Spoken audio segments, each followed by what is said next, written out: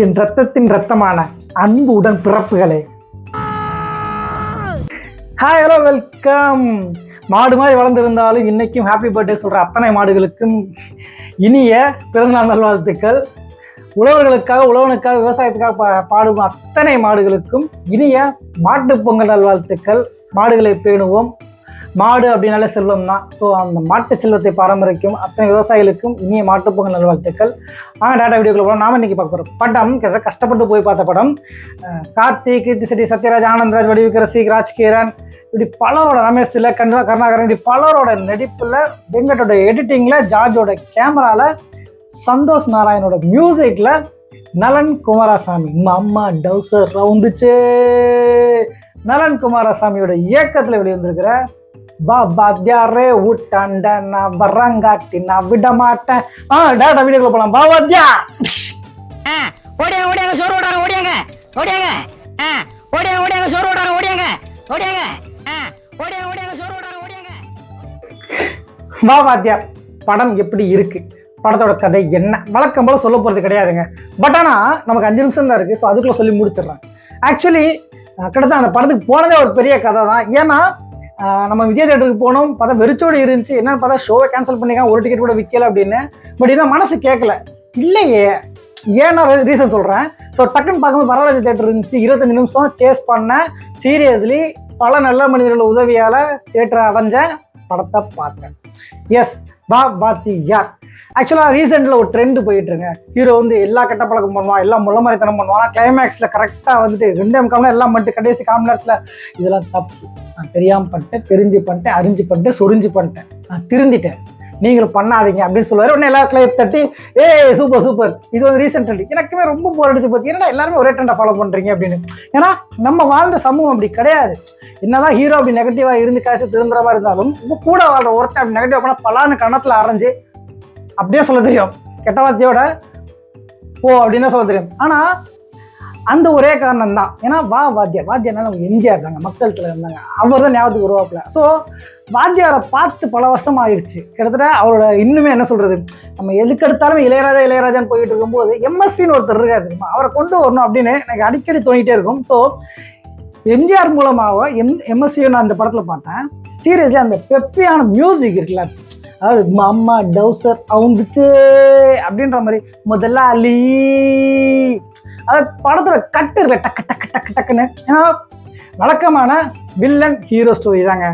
ஏன்னா எம்ஜிஆர் படம் எடுத்தாச்சு. எம்ஜிஆர் படத்தில் என்ன பண்ணுவார், எம்ஜிஆர் மேலே ஒரு கண்ணியம் இருக்குது. அந்த கண்ணியத்தை காப்பாற்றுறதுக்கு ஒரு போராட்டம் இருக்குல்ல, அதுதான் இந்த படத்தை ரொம்ப அழகாக பண்ணியிருக்காங்க. சீரியஸ்லி படத்தோட கேஸ்டிங்கில் கார்த்தி நடித்த எம்ஜிஆருக்கு பெர்ஃபெக்டாக இருப்பான்னு நினச்சாதான் இந்த படத்தை தைரியமாக எடுத்து கரெக்டான முடிவுன்னு தோணுச்சு. ஏன்னா நான் கூட வீடியோ போடும்போது மீசை சேவ் பண்ணிட்டு எம்ஜிஆர் மாதிரி புள்ளி மீசை வச்சுட்டு வீடியோ போடலாம்னு நினச்சேன்.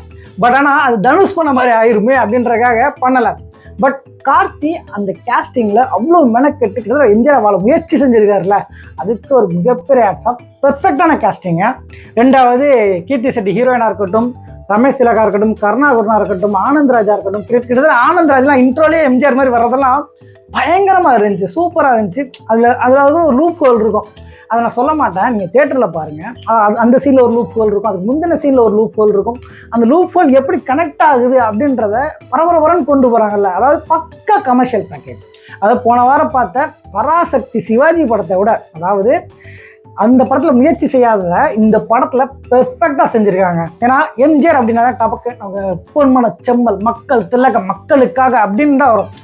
அப்படிப்பட்ட மனுஷனை பார்க்கும்போது, ஏன்னா ஒரு சீனில் கூட எம்ஜிஆர் வந்து இந்த மாதிரியான வன்மத்தை ஹேண்டில் பண்ண மாட்டார் அப்படின்ற தெளிவாக புரிஞ்சு வச்சுக்கிட்டு எம்ஜிஆராக வர்ற சீன்லலாம் மிரட்டி விட்டுருக்காங்க. ஆனால் அதுலேயே ஒரு ட்விஸ்ட் வச்சுருப்பாங்க. அந்த ட்விஸ்ட் நான் சொல்ல மாட்டேன், நீங்கள் போய் பாருங்கள் அது எம்ஜிஆரா யார் அப்படின்றத. சீரியஸ்லி ராஜ்கிரண் சார் வந்து சின்ன வயசு ராஜ்கிரனாகவும் தாத்தாவும் பார்க்கும்போது எல்லா கேரக்டருமே அவர் வந்து உட்காந்துடுறாருங்க. ராஜ்கிரண் சாரை நம்பி ஒரு ரோலை கொடுத்துட்டோம்னா பெர்ஃபெக்டாக பண்ணிடுறாரு அந்த மனுஷன், வாழ்ந்துடுறாப்புல. சீரியஸ்லி நம்ம ஒரு விஷயம் தோணிக்கிட்டே இருக்கும், அவர் எப்படி ஹெல்ப் பண்ணுறாரு அப்படின்னு. ஆனால் இப்படி கூட நடக்கும், அதாவது ராஜ்கிரண் சாரோட ஆங்கிளில் எம்ஜிஆர் மூலமாக அப்படின்றது இருக்குல்ல, அதுதான் இந்த படத்தோட மிகப்பெரிய நாட்டு. அந்த நாட்டு வந்து உங்களுக்கு ஒரு சாயலில் அந்நியன் மாதிரியான ஜோனரை கொண்டு வந்துடக்கூடாதுன்றதை ரொம்ப தெளிவாக ஒர்க் பண்ணியிருக்காங்க. அது நீங்கள் படத்தை பார்க்கும்போது ரசிக்கும் போது உங்களுக்கே புரியும். அதுவும் அந்த கேஸ்டிங்லாம் பார்த்தீங்க அப்படின்னா, சாரி ட்ரெஸ்லாம் பார்த்தீங்க அப்படின்னா மிரட்டி விட்டுருப்பாங்க. அப்படியே எம்ஜிஆர் கண்ணு முன்னாடி கொண்டு வந்திருப்பாங்க. எனக்கு அதான் ரொம்ப பிடிச்சிருந்துச்சு. சீரியஸ்லி வந்த பாடல்கள் யூஸ் பண்ண விதம் இருக்குல்ல, அதெல்லாம் அற்புதம். படத்தோட எடிட்டிங் அவ்வளோ என்ன சொல்கிறது மிரட்டலாக இருந்துச்சு. அதுக்கேற்ற மாதிரி அந்த மியூசிக் செம்ம. சந்தோஷ் நாராயண் பிரித்து விட்டாப்புல தியேட்டரில் போனால் அப்படியே வைபாக தான் படம் பார்க்குற மாதிரி இருக்கும். அதுவும் தலைவர் என்ன சொல்கிறது மக்கள் திலகம் தலைவரோட படத்தை அப்படி வைபாக பார்த்தா அப்படி இருக்கும். நான் உங்கள் விட்ட பிள்ளை இது ஒரு அறிந்த உண்மை நான் அப்படியே டப்பு டப்புன்னு செம்மையாக இருந்துச்சுங்க. நான் அவ்வளோ என்ஜாய் பண்ணேங்க. சீரியஸ்லி இந்த வாரம் குடும்பத்தோடு போய் என்ஜாய் பண்ணுறதுக்கு முழு தகுதியான படம் வா வாத்தியார். அதுவும் ஒரு குறிப்பிட்ட சீனில் ராஜ்கிரோட சேர்ந்து நானும் கத்துனேன், வா வாத்தியாரு வா வாத்தியாரு அப்படின்னு. அதுதான் படம். ஏன்னா நமக்குள்ள ஏன்னா இன்றைக்குமே எவ்வளோ படங்கள் வந்தாலும் நெகட்டிவ் ரிவ்யூ கொடுக்குறதுக்கு ஒரு கும்பல் இருக்குது. சோஷியல் மீடியாவில் வந்து வம்மத்தை கக்கிறதுக்கு ஒரு கும்பல் இருக்குது. நம்மளை எப்படியாவது டம்ப் பண்ணிடலாம், நம்மளை எப்படி போட்டு அமைக்கலான்னு ஒரு கும்பல் இருக்குல்ல. அந்த கும்பல்லாம் எம்ஜிஆர் இந்த காலகட்டத்தில் இருந்தாருன்னா ஒய்யால் அப்படியே சவுக்கல் புள்ளின்னு அடித்து துரத்தி விட்டுருப்பாப்புல. அவங்கள ஓடி போயிருப்பாங்க. சீரியஸ்லி அவங்கள நாட்கள்லாம் இந்த படத்துலாம் தேட்டருக்கே போயிருக்க மாட்டாங்க. தேட்டருக்கு போகாமல் வம்மத்தை கக்கலாம். தயவு செஞ்சு அதெல்லாம் நம்பாதீங்க. படம் பக்கா கமர்ஷியல் பேக்கேஜ். உட்காந்திங்க அப்படின்னா 2 நேரம் பரபரன்னு போகும். சீரியஸ்லி அந்த ஒரு டைரக்ஷன் ஆங்கிளில் வந்து சில விஷயம் நுட்பமாக சொல்லியிருக்காருல. ஒரு படத்தில் வந்து நம்ம வழக்கமாகவே ஏன் ஹீரோ இந்த ட்ரெண்டுக்கு ஏற்ற மாதிரி நடந்துக்கணும்னு சொல்லிட்டு தப்பு பண்ணுறான். இதெல்லாம் ரொம்ப சாதாரணங்க. லஞ்சம் வாங்குறது சாதாரணம், லஞ்சம் கொடுக்குறது சாதாரணம், ஊழல் பண்ணுறது சாதாரணம், எல்லா கேப் மேலே தள்ளுறது பண்ணுறதுலாம் சாதாரணங்க. எல்லாரும் பண்ணுறாங்க, யார் பண்ணல.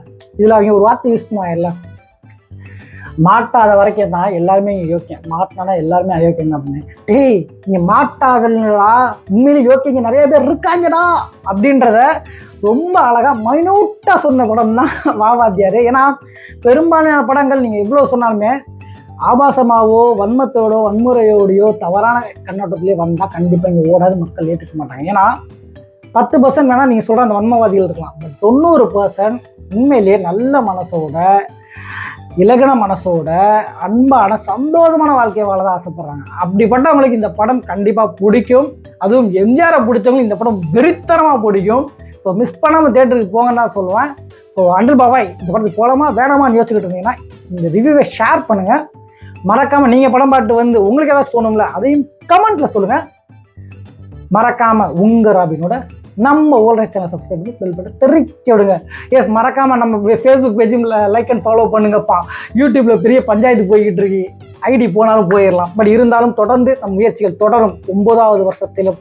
ஆமாம் கிட்டத்தட்ட இது 9வது வருஷம் நம்ம யூடியூப் சேனலில். ஸோ கிட்டத்தட்ட இந்த 9 வருஷம் எனக்கு துணை நிற்கிற அத்தனை நண்பர்களுக்கும் உறவினர்களுக்கும் ஃபாலோயர்ஸ்க்கும் சப்ஸ்கிரைபருக்கும் ஒரு மிகப்பெரிய நன்றி சொல்லிக்கிறேன். இந்த ஐடி போனாலும் புது ஐடியில் வருவேன், விட மாட்டேன். ஒன்றா நம்ம ஜெயிப்போம்.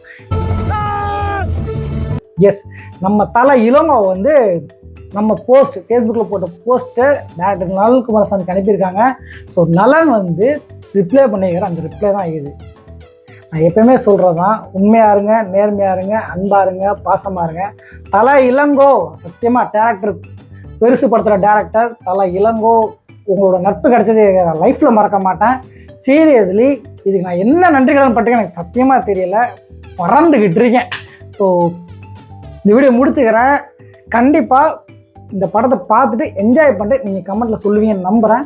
So until bye bye signing from this is Robin, அன்பின் காதலன். இனிய மாட்டுப் பொங்கல் நல்வாழ்த்துக்கள், பொங்கல் நல்வாழ்த்துக்கள், காணும் பொங்கல் நல்வாழ்த்துக்கள், உழவர் திருநாள் நல்வாழ்த்துக்கள். விவசாயிகளை மதிப்போம், விவசாயத்தை காப்போம், அன்பை விதைப்போம், பேரன்பையே அறுவடை செய்வோம். நன்றி, வணக்கம், பப்பாய். நான் உங்கள் வீட்டு பிள்ளை, இது ஊரறிந்த உண்மை. நான் சொல்லுகின்ற பாதை பேரறிஞர் காட்டும் பாதை.